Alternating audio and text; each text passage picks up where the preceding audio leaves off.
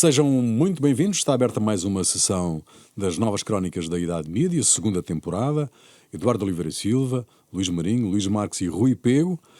Neste último programa do ano, de 2024, o que nos propomos é andar um pouco à volta daquilo que foi o melhor e o pior deste ano de 2024, e começando justamente pelos mídia. O melhor, e posso destrunfar já eu, o melhor para mim foi o crescimento da oferta áudio, quer através de podcasts, quer através de emissão normal de rádio, e o fortalecimento da rádio como suporte publicitário. Um bom exemplo desta revitalização da rádio, o aparecimento de mais uma estação de rádio, Rádio do Correio da Manhã, no universo do grupo Média Livre. O pior, a crise que tem assolado os média, com despedimentos e contas no negativo em boa parte dos grupos, e o exemplo mais eloquente dessa embrulhada ainda é a Global Média, que detém o JN, o DN e a TSF.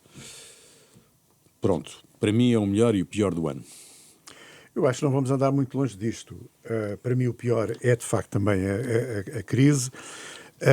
A questão do fecho, da falência de um grupo interessante de média, o Trust News, que tem, entre outras publicações, obviamente, a Visão.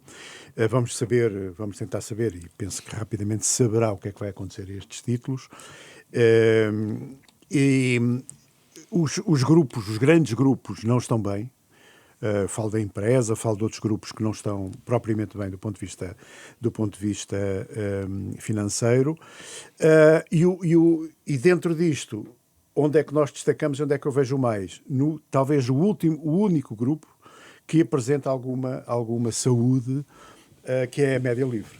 E daí também terem agora completado no seu portfólio com rádio. Portanto, tem jornal, tem televisão, tem rádio. É um grupo absolutamente completo, que tem mostrado uma grande vitalidade, e eu penso que isto é de realçar. Luís Marques? Bom, não ando muito longe daquilo que vocês já disseram. A grande notícia negativa deste ano é a confirmação da tendência que vem dos anos anteriores, que é a crise dos média tradicionais. No caso concreto, aquilo que o Rui, aliás, já referiu, a TSF, o Diário Notícias, portanto, que tiveram um ano muito atribulado, e vamos ver como é que vão acabar.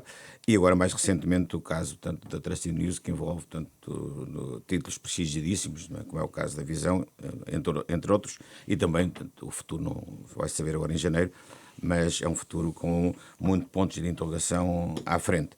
Da parte positiva, o que poderemos dizer é o lançamento de alguns canais, tu referiste na rádio, mas também alguns canais de televisão. Portanto, o caso do canal, portanto, da CMTV, portanto, o novo canal, portanto, o Now, e também o TVI+, portanto, que não é bem um canal de notícias, de informação, mas também tem alguma informação. Apesar de tudo, digamos que isso é, portanto, neste oásis, neste deserto de más notícias, são pequenos oásis que vão aparecendo com algumas dinâmicas. Mas a tendência é, em síntese, crise dos média tradicionais, alguma agitação, num caso boa, em alguns casos boa, noutros casos mais, daquilo que são os novos média, das redes sociais, e portanto, nessa oferta que poderemos a seguir tratar com mais detalhe. Sim, mas o ambiente não é bom. Eduardo Oliveira Silva? Eu não sei se é bom ou se é mau, vou aqui para uma referência às agências de comunicação e relações públicas que cresceram em 2023 nas áreas da comunicação, relações públicas, assuntos públicos, public affairs e gov affairs, que é um crescimento absolutamente brutal. São qualquer coisa como, estão a faturar qualquer coisa como 132 milhões de euros ano. E isto é uma transferência para outro tipo de comunicação. Eu vejo, por exemplo, que recebo comunicação direta da Segurança Social, das próprias finanças, que mandam muitas coisas simpáticas e tal. Portanto, há toda uma transformação na comunicação que passa fora dos médias tradicionais, e isto é um mercado enorme, Não é imagino. novo, não é? Não é novo, mas está em crescimento, e também com a diminuição dos médias tradicionais, eles têm que multiplicar os canais e chegam a ti diretamente através E é um do mercado que conjunto pode de absorver profissionais, não é? Sim, De mas, alguma maneira. não é novo no sentido em que confirma a tendência para todos os produtores de informação, empresas, órgãos oficiais do Estado, etc., cada vez mais terem, portanto, órgãos, portanto, estruturas profissionais que, portanto, que condicionam, portanto, a comunicação. E essa parte é que não é nova. Que há uns tempos, quando estava na SIC, fizemos um trabalho sobre este assunto e chegámos à conclusão que por cada profissional, quando é jornalista, né, que estamos a falar, havia, a montante do jornalista, três outros profissionais de relações Para públicas, municiarem esse o jornalista. Ou seja, Mas eles agora falam diretamente cada vez mais. não, não mas é? basicamente Escrevem uma parte. da Sim, redução dos média, não é? falam mais porquê? Porque há mais órgãos. Antigamente só tínhamos os órgãos tradicionais. Exatamente. Não é? Hoje E tens agora as não. redes sociais, tu tens os influencers, tens isso tudo, tens de condicionar Exatamente. mais entidades. Mas é um mercado extraordinário, é por isso que eu acho que, eu não sei se, agora, se me perguntam se é bom ou se é mau, eu já não consigo dizer. Eu queria aqui introduzir outra questão que acho que não devíamos deixar passar. Hoje, dia 19, quinta-feira, 19 de dezembro, quinta-feira, faria 100 anos Alexandre O'Neill. Um poeta, um enorme poeta. Um grande comunicador. E sobretudo um grande comunicador, porque ele também foi publicitário. Lembram-se certamente do Amar e Mar a ir e voltar, portanto, que é uma das grandes frases que ele criou, e depois outras que acabaram por não passar.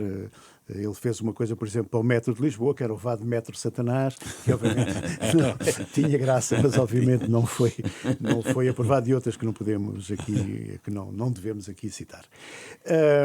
E eu queria só referir que o Alexandre O'Neill se dedicou, obviamente fez poesias absolutamente fantásticas, e uma delas tem a ver com o jornalismo. É uma coisa que se chama O que é notícia. E ele, como é que ele define isto? Ele diz: notícia é um hoje que nunca é hoje, um amanhã que já aconteceu, o amanhã acontecido, notícia é sempre um depois, é um viver vivido. Portanto, eu acho que é das descrições mais fabulosas, mais fantásticas, e para a nossa, digamos, a nossa profissão, a grande base da nossa profissão, que é de facto a notícia.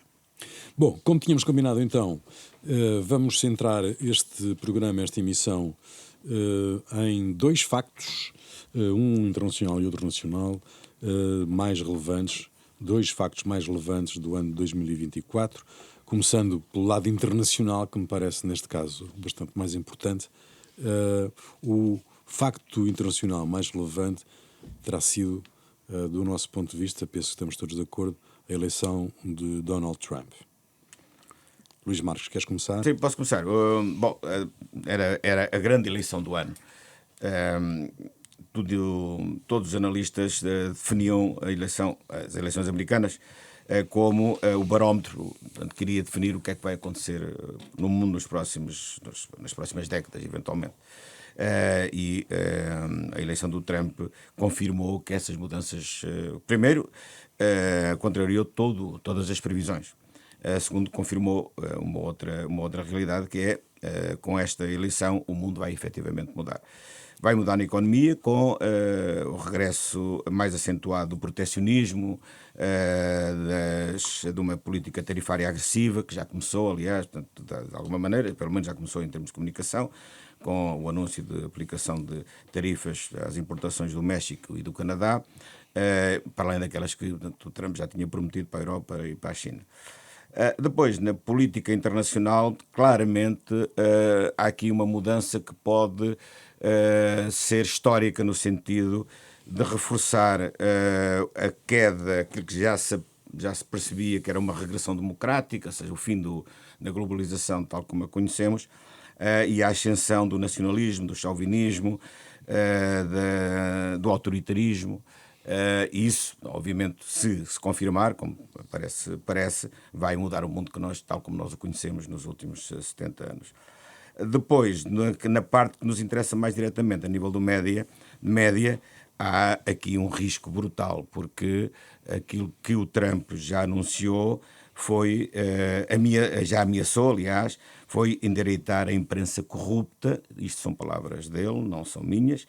O que levou, nomeadamente, a ABC, que tinha uma polémica, uma querela judicial com o Trump, a pagar-lhe 15 milhões de euros por uma indemnização que foi pedida e que não estava confirmada que a ABC perdesse, e a ABC preferiu pagar os 15 milhões de euros, portanto, os 15 milhões de dólares, para não ter problemas com o novo presidente americano.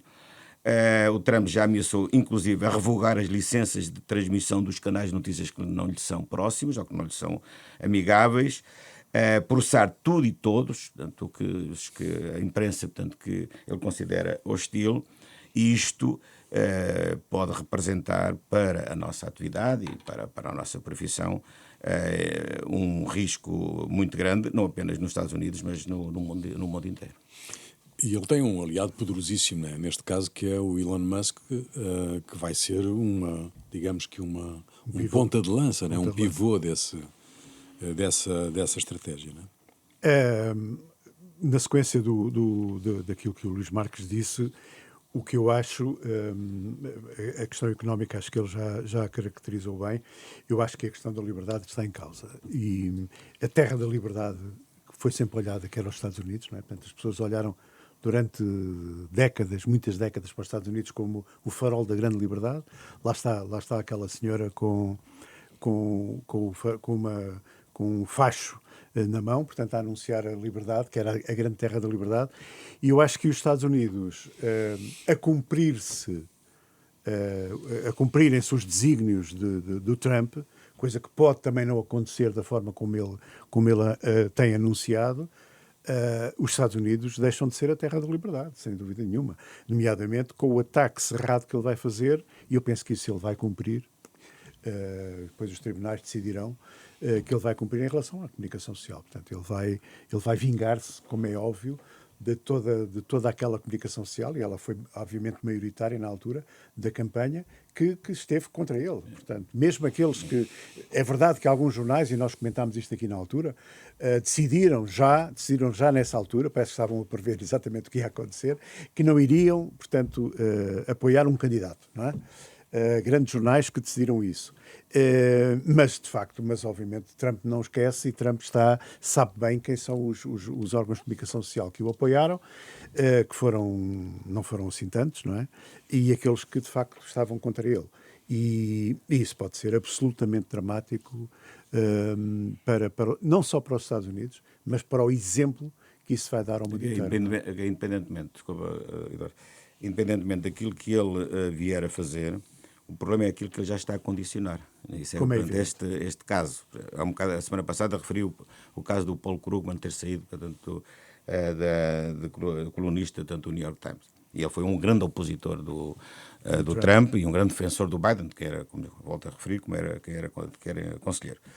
E agora esta notícia de que a ABC preferiu pagar 15 milhões só para não ter uma querela com o presidente é muito preocupante sobre aquilo que é o condicionamento da gestão e da operação dos grandes órgãos de informação americanos. Isso é muito preocupante. É claro que podemos dizer aqui também que os grandes órgãos de informação americanos não apenas estão, e não só americanos, estão a pagar um bocadinho pela maneira como foi gerida, portanto, a campanha eleitoral, e há aqui, de facto, um pretexto que ele tem, é que a hostilidade que foi manifesta durante a campanha. Mas, obviamente, isso não justifica, de forma nenhuma, qualquer tipo de operações, portanto, a concretização destas ameaças que ele está a fazer. Mas isso é tanto mais inquietante quanto as condições políticas dele, agora, desta vez, serão muito melhores do que as que teve na primeira eleição, não é? Sim, tanto do ponto de Isto vista... é, pode agir de uma forma mais à vontade, não é? E vai fazê-lo. É esse o problema, a meu ver, é porque ele tem uma capacidade, digamos, de distúrbio a nível mundial e internacional que nunca se viu e que era absolutamente imprevisível. Quem é que poderia pensar que depois das cenas do Capitólio a criatura seria reeleita? O facto é que ele foi e isso é incontroverso. E, portanto, o que é que eu, do meu ponto de vista, penso é que nós entramos aqui num grau de imprevisibilidade em todos os setores, em que o da comunicação é um deles, mas do ponto de vista da política internacional, realmente são anos que são desafiantes no sentido de nós temos que nos interrogar sobre tudo aquilo que possa vir a acontecer. Portanto, sobretudo numa altura em que a China ganha posições, conquista posições, em que há uma viragem do mundo para o lado asiático e que o Trump, com o isolacionismo, vai reduzir, quer queira, quer não, a influência dos Estados Unidos. Aquilo do Great Again não me parece que vá ser um sucesso, porque o que vai acontecer com ele é que a América vai perder dimensão internacional. Bom, mas a questão é que há um conjunto de sementes do ponto de vista internacional que estão lançadas, não é? A intervenção, a viagem do Biden a Angola, por exemplo, pode indiciar, se é que Donald Trump está interessado nisso, indiciar um regresso da América à África, justamente para disputar território com a China, designadamente, e com a Rússia, mas mais com a China até, neste momento. E há outros dados que podem indicar também neste sentido, que é o facto do divórcio em relação à Europa ser uma evidência, pelo menos aparentemente, não é? Nós não, quer dizer, nós não sabemos qual vai ser a política do Trump em relação à questão africana, não é? De facto, é verdade. A América em relação à África teve sempre ali umas disfunções estranhas, não é? Nós lembramos, por exemplo, nos anos 60 do século passado, quando começaram os movimentos de libertação, o apoio da América era um apoio ténue, portanto, por exemplo, o caso de Angola, dava uns dinheirinhos para a FNLA, depois recuava, enfim, foi sempre uma... E mesmo a seguir à Revolução Portuguesa, que apanha completamente os Estados Unidos de surpresa, como sabemos, não é? E mesmo o início da descolonização de Angola também apanha os Estados Unidos um bocado em contramão. Também temos que pensar que foi quando o Nixon tem que se demitir. E, portanto, sim, digamos eles que abandonam. havia um problema interno que, obviamente, os ocupava, e eles só tentam apanhar o comboio um bocadinho à frente, apoiando mais uma vez a FNLA e fazendo alguns negócios, alguns apoios com a África do Sul para tentar impedir que o MPLA tomasse conta do poder. O MPLA apoiado pelos cubanos, portanto, obviamente também pela União Soviética, mas de facto a América em relação à África tem sido assim um bocadinho, não tem tido uma política como, por exemplo, a China teve. A China, durante muitos anos, foi, digamos, com aquela paciência chinesa que nós conhecemos, portanto, com aquela estratégia chinesa, que é uma estratégia completamente a longo prazo, que nós, ocidentais, não percebemos, não é? Nós não conseguimos entender o timing da China, não é? Porque a China planeia, só precisa 50 anos ou há 100 anos. E vai ganhando territórios. E vai ganhando território. E o que é certo é que em África a China tem ocupado, e de que forma, território e influência importante. Um espaço que o Ocidente deixou vazio, não é? Exato. Exatamente por isso. No fundo, do ponto de vista geoestratégico, o único país que teve alguma importância nos últimos 30, 40 anos, efetivamente, foi a África do Sul. Sim, é verdade. De resto, não houve mais nenhuma política ocidental coerente, com alguma estratégia, com pensamento, a não ser a África do Sul. Portanto, em relação ao resto da África, portanto, a África é um país, é um continente, desse ponto de vista geoestratégico, um continente que não tem existido. Agora vai existir, não é? Vai existir porque esse espaço foi ocupado pelos chineses e pelos russos, não é? Sim, melhor ainda com o Trump. Os russos menos. Mas os russos ocuparam agora grande parte do ponto de vista militar, não é? Sim, do ponto de vista militar. Sim, mas entretanto, há aqui uma questão que me parece que me parece importante, porque a própria Kamala Harris, na corrida à Casa Branca, disse várias vezes que Trump que tinha uma agenda de vingança. Vocês acreditam mesmo nisso? Que o homem tem uma agenda, vai chegar lá no primeiro dia e dizer assim, bom, abre lá aí a agendazinha, ver quem são os setores, as entidades, as instituições que eu preciso começar a tomar conta. Pessoalmente acredito que ele é como os elefantes, tem boa memória e, portanto, depois de ele poderá fazer todos os acertos de contas que os Estados Unidos, com os seus métodos de contrabalanços que vão continuar a existir, tudo aquilo que ele puder fazer, ele fará, isso eu não tenho dúvida nenhuma, mas eu preocupa-me menos a situação interna e mais a situação externa, porque eu acho que ele, do ponto de vista interno, terá muitas batalhas a travar e do ponto de vista externo, ele vai ser completamente... Eu penso que os Estados Unidos vão perder muito protagonismo e isso é mau para o Ocidente, isso é mau para a democracia. Eu sou daqueles que acho que nós devemos a democracia europeia aos americanos. Temos que olhar para aquilo que ele fez nos 4 anos que lá teve, não é? E há 2 conclusões que nós podemos tirar. Uma parte das promessas que ele fez em termos económicos não as cumpriu. Sim, por exemplo, a guerra com a China, em que ele se propôs a diminuir o déficit comercial com a China. Quando ele saiu, o déficit comercial ainda era maior do que quando ele entrou. Não, essa parte não ficou, não se concretizou. Depois há outra coisa que nós podemos também concluir, é que ele não envolveu os Estados Unidos em nenhuma operação militar que os Estados Unidos não tivessem quando ele entrou. Sim. Não conseguiu retirar os Estados Unidos, tanto do Afeganistão, mas também não envolveu os Estados Unidos mais nenhuma guerra. Nem no Afeganistão, nem em mais nenhum sítio. Né? Portanto, há aqui uma política de isolacionista, portanto, que é uma parte da tradição da política externa americana. Né? Ele é, portanto, dessa linha do isolacionista. Portanto, se isso traduzir no menor envolvimento dos Estados Unidos nas guerras atualmente existentes, isso pode ser uma coisa boa. Pode ser também uma coisa má, é que pode aumentar a conflitualidade em que os Estados Unidos não se envolvem e isso é mau para o mundo, não é bom para o mundo. Isso deixa espaço à China e à Rússia. E a conflitos locais. E onde é que fica a Europa? Nesse quadro geopolítico, onde é que fica a Europa? Onde é que fica a Europa? Com Trump na Casa Branca? Perdida. Porque a política da Europa não tem uma estratégia alternativa. Ainda por cima a Europa entra agora num processo de um conjunto de eleições determinantes, porque se muda o governo do Liechtenstein não faz grande diferença, ou Luxemburgo, não é? Agora a França, a Alemanha já pesa qualquer coisinha, não é? E portanto, e até a Inglaterra nós ainda não percebemos bem se aquilo está muito sólido, não é? Portanto, há aqui evidentemente uma fragilidade da Europa que a Europa tem, de que ela tem consciência, mas que é muito difícil de resolver. Eu, por exemplo, não percebo bem toda a conflitualidade alemã, não é?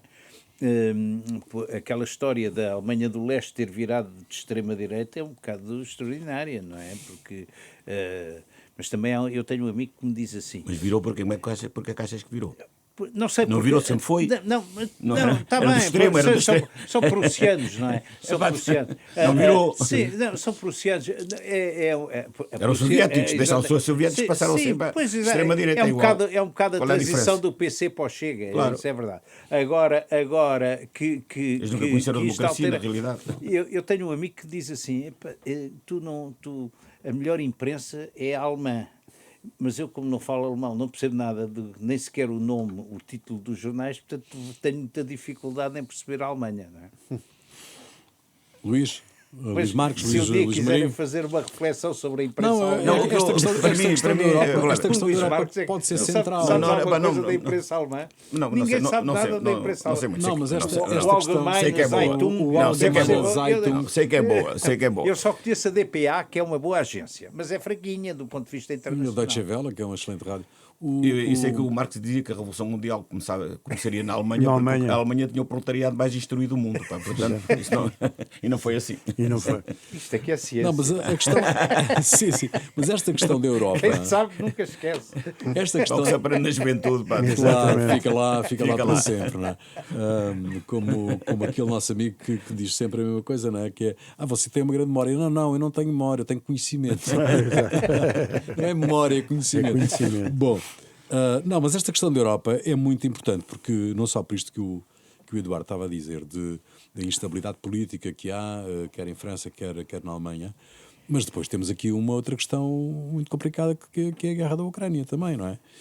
E o comportamento do Trump na Casa Branca será decisivo, não só para a questão da guerra da Ucrânia, como também para a guerra do Médio Oriente, certamente, mas para se perceber qual é o posicionamento da NATO. Mas eu acho que isso já vai ser resolvido na primeira semana, efetivamente. Também acho. Sim, a questão da Ucrânia, sim. Sim, A questão da Ucrânia, absolutamente sim. A Isso questão também da acho. Ucrânia, Em relação ao sim. Médio Oriente, eu penso que não temos dúvidas, os Estados Unidos vão apoiar, talvez até ainda mais, Israel. Portanto, sabemos o que é que o Trump pensa e o apoio o apoio que ele tem dado sempre a Israel e, portanto, eu penso Sim, que não, por aí... sim, em relação à Por Ucrânia, aí todos não, os sinais não temos que dúvidas, temos não é? tido Agora, em ultimamente relação à Ucrânia, vão nesse sentido. a situação é mais complicada. Ele prometeu resolver a questão em 24 horas, não é? Sim.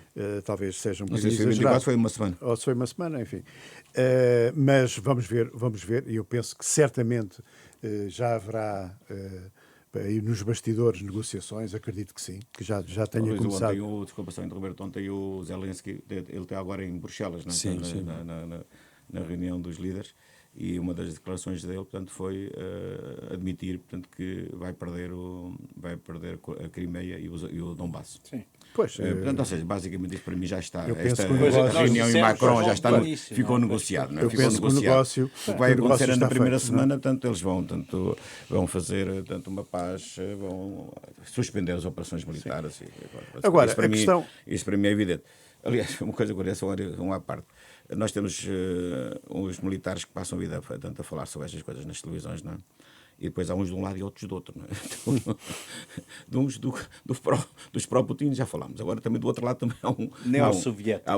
Isso é o dos neossoviéticos, mas também do outro lado Mas também também depois há uns sim. engraçados. Há um que é o Isidro Moraes Pinto. Sim.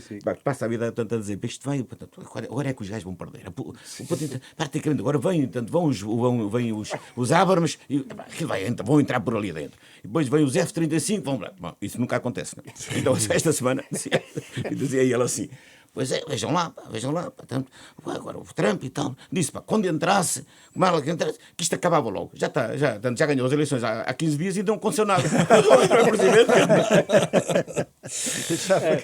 Já o homem chegava lá e...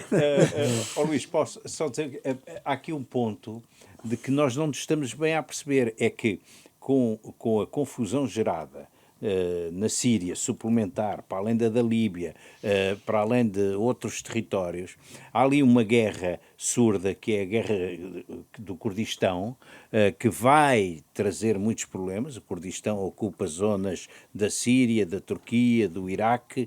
É um povo muito rebelde, que vai ser chacinado, não tenho dúvida nenhuma. Todos estão de acordo em matar os curdos, o que é uma coisa extraordinária. É verdade, não é? é extraordinário. Os arménios padecem um bocado a mesma coisa. Se não fossem os russos, já não existiam. Mas há aqui um ponto que é a pressão que pode vir numa nova leva de refugiados, ao contrário daquilo que nós estamos a pensar. 1,5 milhão de sírios que andam ali pela Turquia e pela Alemanha, que a Angela Merkel, por razões humanitárias, deixou voltar, eu duvido muito que eles voltem para lá. Eu temo é que volte a acentuar-se mais um fenómeno de migração, não é? E, portanto, temos que estar muito atentos a esses fenómenos que nos tocam depois diretamente. Não, eles não vão para a América, não é? Eu acho que é outra questão que também temos aqui que vale a pena pensar, que é assim, resolvida, vamos concordar e vamos acreditar que a questão ucraniana se poderá resolver nos próximos meses de 2025, com um acordo que obviamente será desfavorável à Ucrânia, não temos dúvida nenhuma, portanto, será uma vitória da Rússia, quer queremos, quer não. Quer gostemos, quer não, na prática é uma vitória da Rússia, porque... E depois é preciso perceber qual é a influência que a Rússia vai continuar a ter e a influenciar determinado tipo de eleições em todos os países limítrofes. Nós temos aqui o último caso, que é o caso da Roménia, não é?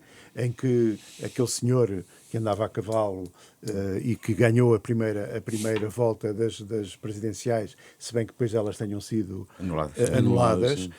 Mas nós vamos começar a ter fenómenos, eu penso que vamos começar a ter fenómenos desses. Já temos. Naqueles, sobretudo nos países, já não falamos da Hungria, porque isso já é um dado adquirido, mas a Polónia pode voltar ao contrário. Digamos que a influência depois vai ser um bocadinho, agora vamos nós. A NATO tentou chegar aqui, não foi? Isto aí estou a falar como se fosse o Sr. Putin. A NATO chegou aqui às nossas fronteiras, pois agora nós vamos alargar a nossa influência para meio da Europa, se assim conseguirmos. E, portanto, vamos continuar com esta, com esta guerra surda. Se terminar a guerra na Ucrânia, ainda bem, não é? Porque, ao menos, não é... deixam de morrer pessoas e o país pode começar a ser reconstruído, coisa que também não vai ser fácil. Mas não vamos pensar que a Rússia vai ficar, ok, já dominámos ali a questão e vamos ficar sossegados, para não, como é óbvio. Não é? Muito bom. Mas voltando ao tema dos média, eu temo é que a vitória do Trump, não tenho quase certeza que vai acontecer, vai ter um impacto muito grande neste processo de decadência dos médias tradicionais. E que usa estes ataques aos médias tradicionais vai ter como contraponto um grande apoio às novas formas de comunicação, tanto ao antigo Twitter, agora ao X, ao X, às novas redes, tanto na net e no mundo digital. É a possibilidade da comunicação direta, não é? Às novas comunicação direta, à própria plataforma, tanto do Trump, que tem uma, como sabemos, e isso vai aumentar. Portanto, e esse tipo de informação não mediada, não é, que é o que estamos a falar, é um risco muito grande. No caso da Roménia, que agora o Luís estava a falar, a anulação das eleições foi um mini-golpe de Estado, na realidade. Aí vamos ver como é que isto vai acabar. Mas há uma coisa que é muito preocupante. E para a qual as democracias e os Estados democráticos não estão preparados.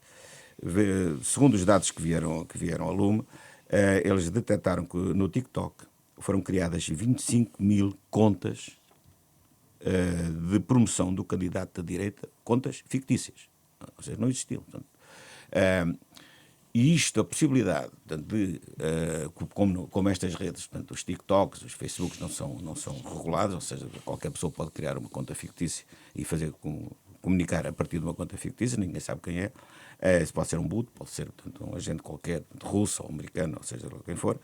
É de facto muito preocupante e para além da inteligência, isto associado à inteligência artificial, é o que vai marcar a nossa atividade nos próximos tempos. Sendo que o Trump pode ter mais um aliado, que é o TikTok, que é chinês e que até 19 de janeiro tem que passar para mãos americanas. O que pode ser que o Elon Musk já tenha mandado perguntar quanto é que aquilo custa, não é? Pois, como é que é o hábito dele. Não sei se já perguntou quanto é que isso custa. Quanto é que isso custa. Bom, facto nacional mais relevante, a vitória eleitoral da Aliança Democrática. Regressa ao governo, depois de uma longa governação socialista, mais de 20 anos, desde Guterres, com algumas intermitências, Durão Barroso, e depois o Passos Coelho. Sim, Passos Coelho. Fragmentação do Parlamento, a rua como arena política. É um tempo difícil há constrangimentos da ação governativa muito grandes hoje, designadamente, neste nosso tempo, o escrutínio permanente dos média, a instabilidade social, o bloqueamento político das democracias liberais. Quem quer começar? Luís?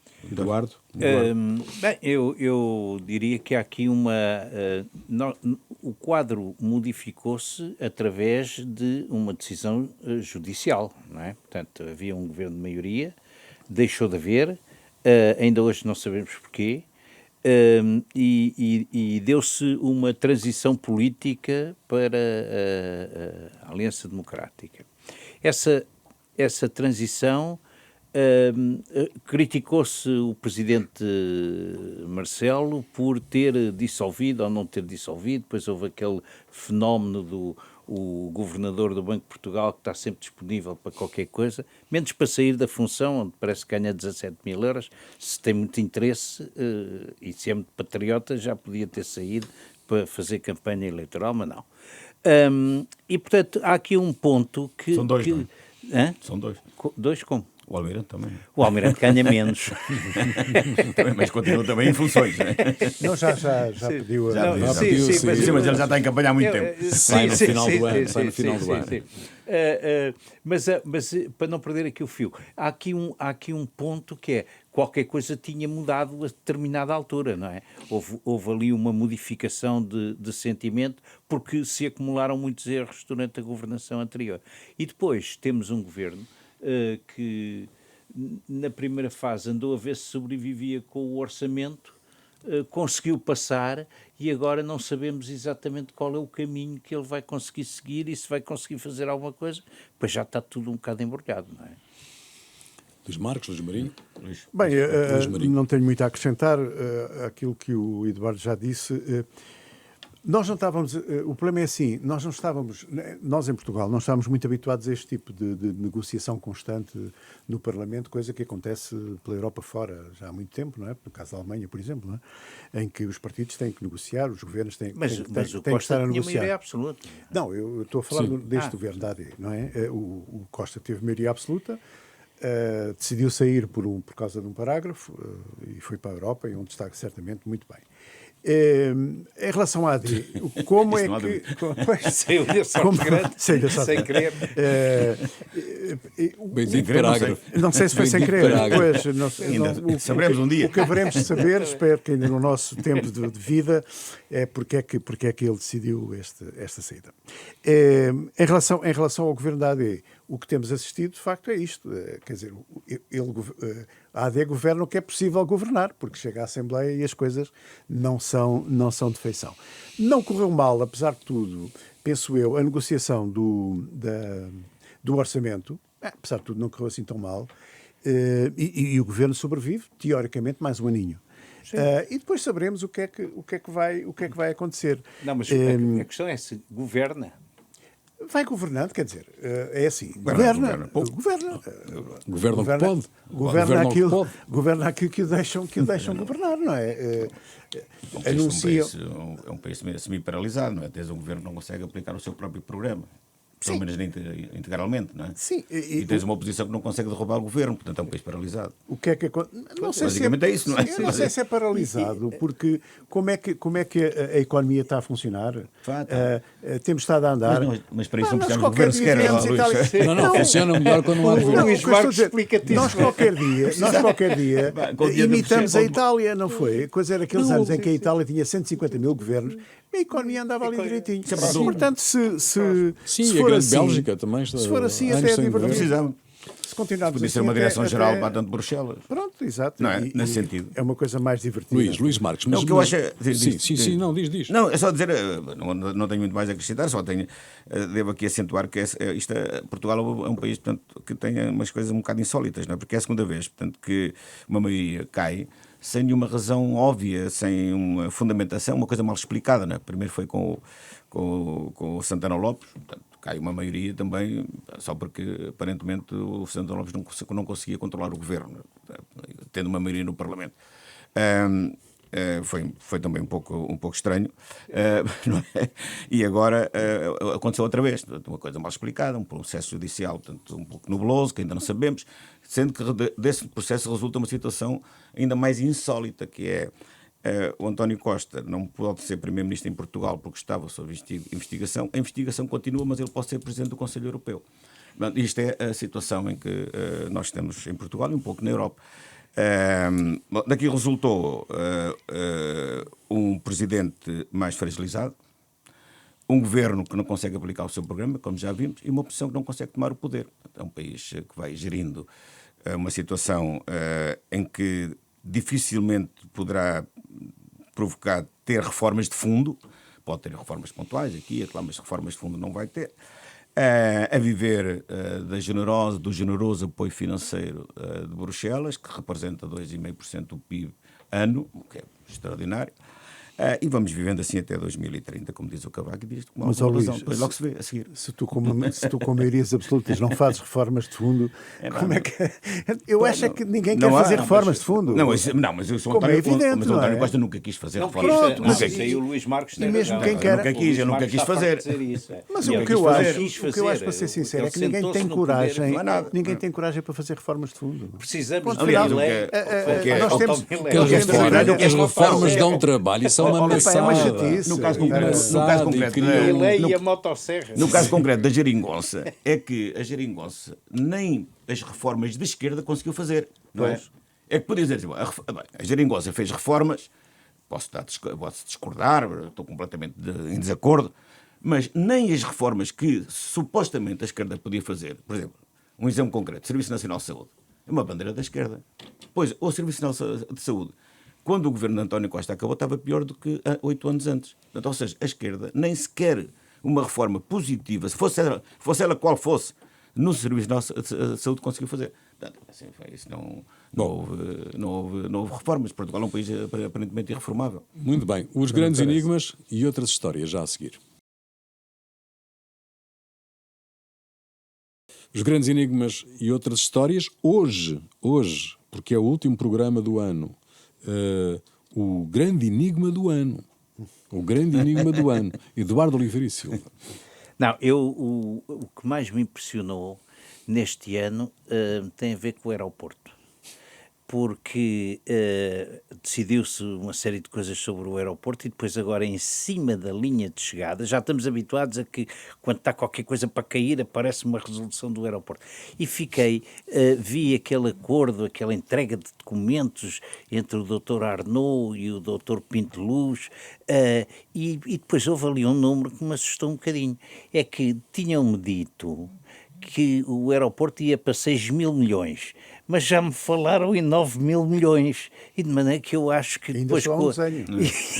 E é só um E já boneco, tem nome, já tem exatamente. nome. O aeroporto tem nome. Vocês sabiam que tem O nome. Eduardo não está a seguir bem portanto, o que é que se passa nas outras obras públicas. Olha, vais à linha da Beira, que ainda não, há 2 anos está atrasada, e vais ver quanto é que vai custar. À linha de Patente de Sines para a Espanha. Então dava uma estimativa aqui, mas 20 esta mil história do milhões... aeroporto é mais interessante porque é um desenho. Não é. Temos ali um desenho. Também não exageres. Aliás, eu, pelo simples não, já disse aos meus filhos, para dizerem aos netos, irem poupando. olha que vamos ter um aeroporto novo. Os netos que E vão estejam atentos. poupando. Mas desta vez estou esperançado. O meu enigma é muito rápido, e já o afloramos aqui. É o seguinte: se Lucília Gago não tivesse acrescentado um parágrafo ao comunicado da Procuradoria-Geral, António Costa ainda seria hoje Primeiro-Ministro. É um enigma. Eu sei que os historiadores detestam a história virtual, mas não é? Não gostam de história virtual, mas de facto, como muito bem disse há pouco o Luís Marques, ele sai porque há um parágrafo, não é? Um processo judicial que ninguém sabe muito bem como é que as coisas estão. E que dá um jeitão.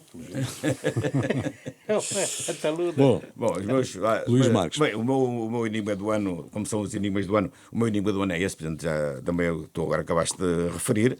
É um enigma porque mantém-se. É que se não tivesse sido fechado, não é?